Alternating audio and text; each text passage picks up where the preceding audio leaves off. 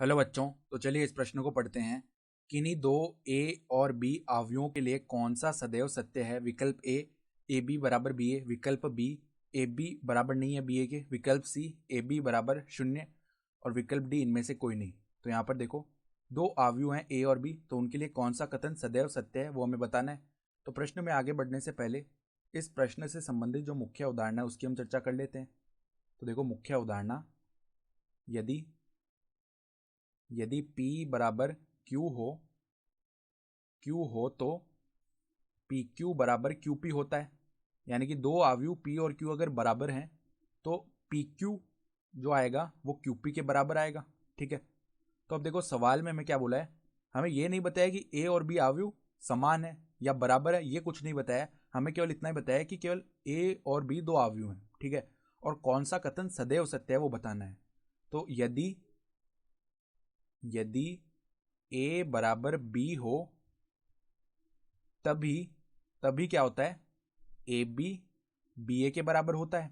ठीक है, तो देखो हमें तो ये बोला ही नहीं है कि ए और बी बराबर है, तो जो ए विकल्प है वो सही नहीं हो सकता, क्योंकि ये तो तभी सही होता है जब ए और बी दोनों बराबर हो।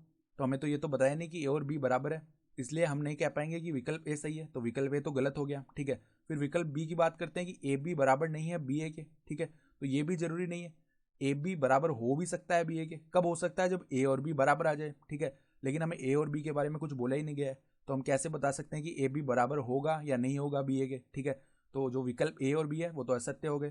फिर देखो विकल्प सी में क्या बोल रहा है कि ए बी बराबर शून्य अवयव, तो ये भी हम नहीं बता सकते क्योंकि ए और बी अवयव के बारे में हमें पता ही नहीं है। तो हम कैसे बता सकते हैं कि उनका गुणा शून्य अवयव आएगा या नहीं आएगा? ठीक है, आ भी सकता है और नहीं भी आ सकता, ये किस पर निर्भर करता है कि ए और बी अवयव क्या होंगे। ठीक है, तो जो विकल्प डी है वो क्या हो जाएगा, सही हो जाएगा। तो जो विकल्प डी है इनमें से कोई नहीं, ये सही विकल्प हो गया, क्योंकि जो तीनों विकल्प हैं ऊपर के उनके बारे में हम बता ही नहीं सकते। तो हम क्या बोल देंगे, अतः अतः विकल्प डी इनमें से कोई नहीं, इनमें से कोई नहीं सही होगा। ठीक है, तो ये हमारा उत्तर हो गया। तो आशा करता हूं कि आपको ये प्रश्न समझ में आया होगा। धन्यवाद।